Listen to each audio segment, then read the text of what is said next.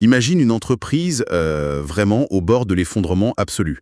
Le conseil d'administration envoie des directives complètement contradictoires, et en plus depuis une autre ville. Ouais, le cauchemar logistique classique, quoi. Mais totalement.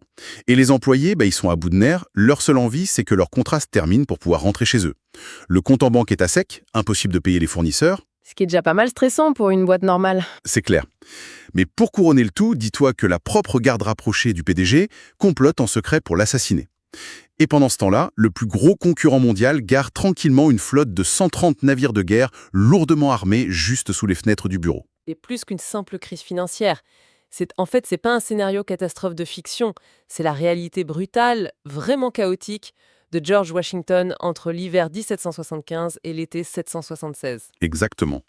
Et c'est tout l'objet de notre exploration d'aujourd'hui. On va se baser exclusivement sur le deuxième volume du livre Life of George Washington de Washington Irving. Un livre fascinant d'ailleurs. Oui, très riche. Et la mission de cette plongée au cœur des sources, c'est vraiment de déconstruire l'image d'Épinal qu'on se fait souvent. Tu sais, cette idée d'une révolution américaine super glorieuse, très ordonnée. Les fameux soldats bien alignés qui marchent au pas. Voilà. Pour quiconque s'intéresse à la véritable mécanique de l'histoire, la survie de l'armée américaine à cette époque, ça ne s'est pas du tout joué dans des batailles rangées contre les fameuses tuniques rouges. Non, l'enjeu principal, c'était d'éviter une implosion totale de l'intérieur. C'est ça. Il fallait survivre à la famine, à la variole, on va en parler, à la haute trahison, et puis à des divisions culturelles tellement profondes qu'elles en devenaient presque absurdes. C'est vraiment l'équivalent d'une start-up qui essaie de construire son avion pendant qu'il est déjà en train de s'écraser. Ouais, et le récit de Washington Irving est saisissant pour ça. Il nous plonge dans les rouages intimes de cette crise, sur une échelle géographique qui est immense en fait. Oui, ça va du nord au sud. Tout à fait. D'un côté, on a le siège de Boston qui s'éternise dans un froid glacial. De l'autre, cette expédition militaire au Canada qui tourne au cauchemar absolu. Et puis au milieu, New York qui devient le réceptacle de toutes les paranoïas. Eh bien, plongeons directement dans ce cauchemar canadien. L'idée de départ, c'était le fameux pari de prendre la ville de Québec. Une idée audacieuse pour le moins. Et Irving décrit l'assaut du 31 décembre 1775. Imagine la scène. On est en pleine tempête de neige, la visibilité est strictement nulle. Le général Montgomery mène la charge en personne. C'est le genre de leader qui monte au front, quoi. Ouais, il crie à ses hommes un truc du genre En avant, garçons de New York, vous n'êtes pas du genre à reculer. Québec est à nous !» C'est de l'héroïsme pur. Mais ça tourne court. Bah oui. La seconde qui suit, une décharge de mitraille le fauche sur le coup. Il meurt instantanément. Et le commandement s'effondre avec lui sur ce front-là. Mais le pire, c'est que de l'autre côté de la ville, l'autre colonne, celle de Benedict Arnold, subit un sort à peu près similaire. Arnold, c'est un personnage incroyable. Ah oui, un tempérament d'acier. Il prend une balle de mousquet qui lui fracasse littéralement la jambe. Mais le gars, depuis son lit d'hôpital avec la jambe en miettes, il refuse de lever le camp. Attends, il continue à diriger les troupes depuis son lit. Absolument. Il essaie de maintenir le blocus de Québec, sauf que son armée est en train de fondre autour de lui. Et pas seulement à cause des désertions. C'est là qu'Irving met en lumière un mécanisme de destruction massive bien plus insidieux que les armes à feu, la variole. Et c'est fou parce que ce n'est pas juste un détail médical, c'est un vrai paramètre stratégique. C'est même essentiel pour comprendre la situation. L'armée britannique, elle venait souvent d'environnements urbains ou bien elle pratiquait déjà l'inoculation, donc ils avaient une certaine immunité. Alors que les Américains, thème de cette expédition, l'économie. Ils devaient se nourrir, logiquement. Le Congrès avait émis du papier-monnaie, la monnaie continentale. Et ça passe pas du tout au Canada. Non. Irving explique que les paysans locaux refusent catégoriquement ces bouts de papier. C'est le talon d'Achille de toute jeune nation, en fait. Ce papier n'était soutenu par aucune réserve d'or ou d'argent. Donc pour les Canadiens, c'était de la monnaie de singe. Ouais, ils voulaient des pièces qui teintent, quoi. Exactement. Et face à la famine, l'armée américaine, qui se voyait au départ comme une armée de libération, se retrouve obligée de réquisitionner la nourriture par la force. C'est exactement l'analogie de la start-up. T'essaies de payer tes fournisseurs vitaux avec des stock options d'une boîte qui n'a même pas de produit. Et quand ils refusent, tu leur piques leur matos. Mais oui, psychologiquement, c'est désastreux. En confisquant les récoltes, ces fameux libérateurs sont perçus par les Canadiens comme de vulgaires pillards. Le soutien populaire espéré s'évapore instantanément. D'ailleurs, cette campagne se termine par un fiasco assez pathétique à Trois-Rivières. Le général Thompson se fait capturer bêtement parce que ses propres guides l'ont égaré dans un marécage. Un marécage impraticable en plus. Irving raconte ça, Enfin, on pourrait se demander si cette idée d'envahir le Canada en plein hiver avec une armée en guenilles, c'était de l'arrogance démesurée ou une vraie nécessité militaire. En fait, ça montre surtout une vérité de la guerre que Washington observait avec terreur. L'enthousiasme patriotique, l'idéologie, ça se brise toujours sur le mur de la logistique. Ouais, le fameux mur de la réalité. Et Washington le vivait en même temps, mais dans un contexte différent, pendant le siège de Boston. Ah, Boston. Le contraste est incroyable. Pendant que l'armée du Nord se noie dans la boue et la variole, Washington fait face à une paralysie complète à Boston. Il fait un froid de canard, la bureaucratie est étouffante. Et il y a le problème des contrats qui expirent. Exactement. En décembre 1775, les engagements des miliciens touchent à leur fin. Irving cite d'ailleurs les troupes, la seule chose qui compte pour eux, c'est de repartir. Irving dit que le mot maison, maison, maison palpitait dans chaque cœur. Washington se retrouve littéralement à diriger une armée de fantômes. Mais c'est là qu'arrive le fameux miracle de Boston. Grâce à un exploit logistique hallucinant. L'exploit du colonel Henry Knox.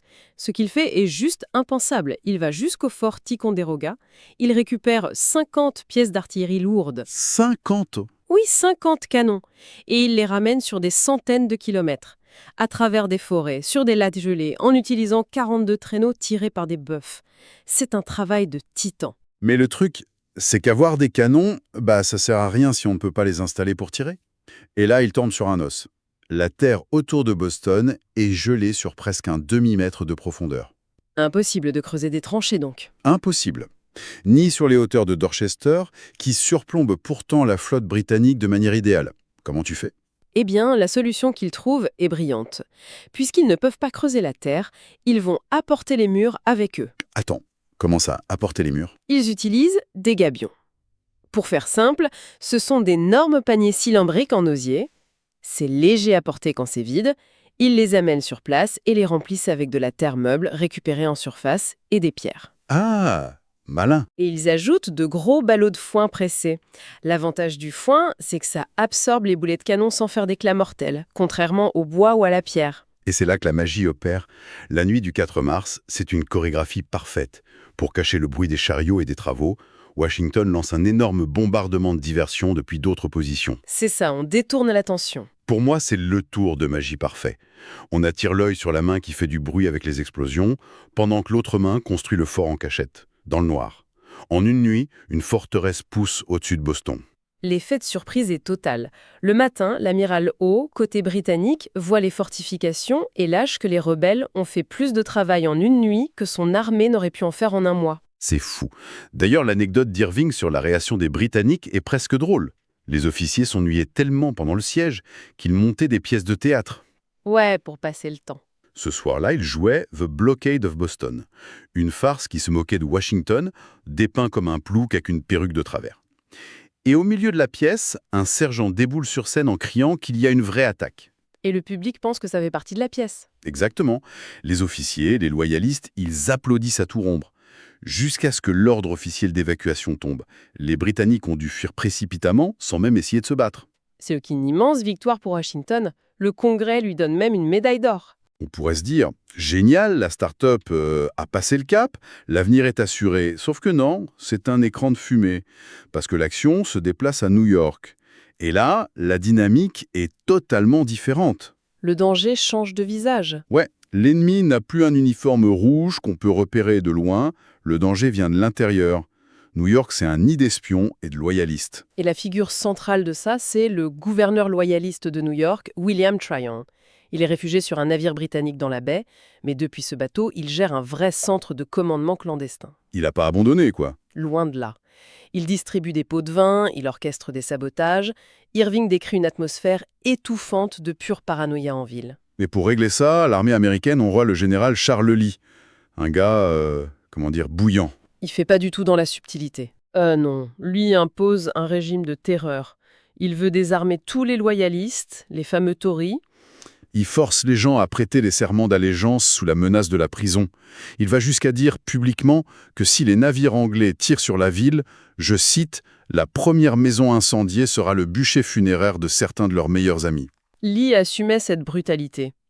Pour lui, la logique était simple. En temps de révolution, les lois de la paix sautent. c'est la survie qui prime. Ouais, mais attends, c'est hyper dérangeant quand on y pense. Irving nous pousse vraiment à réfléchir là-dessus. Suspendre les droits civiques, menacer d'exécution sommaire, C'est très paradoxal par rapport à leurs idéaux. complètement. Washington lui-même valide les méthodes de Lee. Mais au final, ils sont en train de refaire exactement la tyrannie qu'il reproche au roi d'Angleterre, non? Bah, c'est le paradoxe glaçant de la guerre civile. Et c'est ce qu'était cette révolution. Les comités révolutionnaires marchaient sur des œufs. New York était vital économiquement, mais l'élite de la ville était pro-britannique. Donc s'ils ne faisaient rien, ils perdaient la ville de l'intérieur. Exactement. Leurs beaux idéaux de liberté entraient en collision directe avec l'impératif militaire de survie. S'ils laissaient faire, tout s'effondrait. Et Irving prouve bien que cette paranoïa, c'était pas juste une excuse pour jouer au dictateur.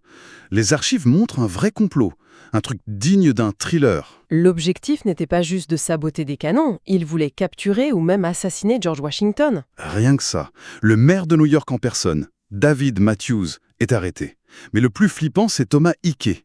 C'était un membre de la garde rapprochée de Washington. Son garde du corps, en fait. Le mec censé le protéger, quoi. Et ce réseau allait super loin. Irving parle d'un tavernier, Corby, qui utilisait son bar pour recruter des soldats américains qui en avaient marre de la guerre. Et ça marchait, parce qu'ils étaient payés avec l'or britannique, distribué par un armurier local, Gilbert Forbes, qui recevait les fonds directs du navire de Tryon. La trahison absolue. Hickey se fait démasquer, il passe en cour martiale et il est pendu devant 20 000 personnes. C'est ultra théâtral. Washington veut envoyer un message très clair. On nettoie la maison et sans pitié. Et heureusement qu'ils font ce nettoyage à ce moment-là, parce que la vraie menace externe, l'immense flotte qu'on attendait, finit par arriver. L'amiral Lord Howe jette l'ancre dans la baie avec 130 navires. 130. Irving dit que les mâts recouvraient l'horizon. C'est l'apocalypse pour les New-Yorkais. Et les Britanniques envoient 2 navires, le Phoenix et le Rose, remonter l'Hudson. Et ils tirent des coups de canon massifs juste pour montrer qu'ils peuvent détruire la ville quand ça leur chante. Et la panique est immédiate. Le général George Clinton doit appeler les milices paysannes en urgence pour protéger les Highlands au nord. La supériorité anglaise est écrasante. Mais ce qui est dingue, c'est que le premier gros affrontement entre Washington et Howe, ce n'est pas un combat armé. C'est une bataille d'étiquette. L'étiquette diplomatique, oui. Un combat purement sémantique et psychologique. C'est mon passage préféré. Howe envoie une lettre pour entamer des pourparlers. Et sur l'enveloppe, c'est écrit, je cite, « George Washington Esquire ». En gros, Monsieur George Washington. Et non pas général. Aucune reconnaissance de son grade. Voilà. Washington refuse tout simplement de prendre la lettre. Du coup, les Anglais envoient le colonel Patterson pour arrondir les angles. Patterson essaye d'expliquer qu'ils ont une nouvelle enveloppe avec etc., etc. Il dit que ça couvre tous les titres possibles sans engager formellement la couronne. Et Washington imperturbable répond que oui, etc. peut tout signifier, mais ça peut aussi signifier n'importe quoi. C'est le boss final de l'email passif-agressif. Ah, c'est totalement ça. Mais l'enjeu juridique est énorme. Patterson parle de simple convenance, mais Washington voit le piège. Bah oui. S'il accepte cette lettre, il accepte le statut de simple rebelle civil. C'est comme la start-up, si le concurrent refuse de t'appeler PDG et te traite comme le stagiaire, tu n'as aucune crédibilité pour négocier. Et cette fermeté paie. Les Britanniques finiront par utiliser ces vrais titres pour pouvoir négocier les prisonniers. Washington a imposé sa légitimité. Alors, face à une armada pareille, et après ce coup d'éclat diplomatique, on pourrait croire que l'armée américaine fait front commun. On pourrait, oui. Bah, pas du tout, hein. Irving nous montre une réalité ridicule. L'armée est rongée de l'intérieur par des petites querelles de clochers. Le mythe de l'armée unie s'effondre. C'était juste un assemblage chaotique de milices qui se détestaient presque autant qu'elles détestaient les Anglais. Le fossé culturel est hallucinant. T'as les troupes du Sud, le bataillon du Maryland. On les appelait les macaronis. Des fils de riches avec des uniformes écarlates et chamois, hyper fiers d'eux. Et de l'autre côté, les troupes de la Nouvelle-Angleterre, les miliciens du Connecticut, les fameux dragons singuliers. Eux, ils arrivent avec de vieux manteaux pourris, des fusils de chasse au canard. Les sudistes aristocrates les prenaient pour des paysans indisciplinés, et les nordistes, plus égalitaires, voyaient les sudistes comme des dandys insupportables. C'est la guerre entre le département marketing hyper looké et les ingénieurs en suite, sauf qu'ils ont des fusils. Les cavaliers du Connecticut refusaient même de faire la garde s'ils devaient descendre de cheval. De l'insubordination pure. Washington finit d'ailleurs par les renvoyer chez eux tellement ils l'énervent. La plus grande flotte du monde est là, et eux s'embrouillent pour des histoires de style. Et c'est là que la déclaration d'indépendance prend tout son sens pratique. Le 9 juillet 1776, Washington l'a fait lire aux troupes. Et ce n'est pas juste de la poésie politique, c'était un outil psychologique vital. Il fallait un ciment artificiel pour que ces milices qui se détestaient, les Macaronis et les Dragons du Nord, se voient enfin comme une seule nation. Il fallait inventer les États-Unis dans leur tête pour qu'ils acceptent de mourir ensemble. Et ça marche. L'effervescence est volcanique, la foule va abattre la statue en plomb du roi George III. Pour la fondre et en faire 42 000 balles de mousquet. Tout un symbole. L'oppresseur transformé en munitions. Mais Washington recadre tout le monde le lendemain. Il dit en gros, on est une armée vertueuse, pas une émeute. Il bâtit une institution, pas un gang. Exactement. Bref, pour synthétiser tout ça, le parcours que décrit Irving est juste fou. Des tempêtes de neige du Canada où les soldats meurent de faim, au miracle logistique de Boston. En passant par la paranoïa toxique de New York. Tout à fait. Et ça m'amène à une réflexion très provocatrice pour quiconque étudie l'histoire. On se focalise toujours sur les batailles glorieuses, les tuniques rouges, le roi George. C'est l'histoire officielle, ouais. Mais en lisant Irving sur 1776, on réalise un truc troublant. Le pire ennemi de l'Amérique, c'était peut-être l'Amérique elle-même. Ah, c'est intéressant. Ses maladies, son économie en carton, ses disputes puériles et ses traîtres, c'était une vraie machine d'autodestruction. On peut vraiment se demander si l'amiral Howe s'était juste garé dans la baie, les bras croisés à attendre. Sans tirer un seul coup de canon. Voilà. Est-ce que cette armée rebelle ne se serait pas tout simplement désintégrée toute seule? La Révolution aurait pu mourir de ses propres mains bien avant que les Anglais n'aient besoin de s'en mêler. C'est quand même une idée vertigineuse.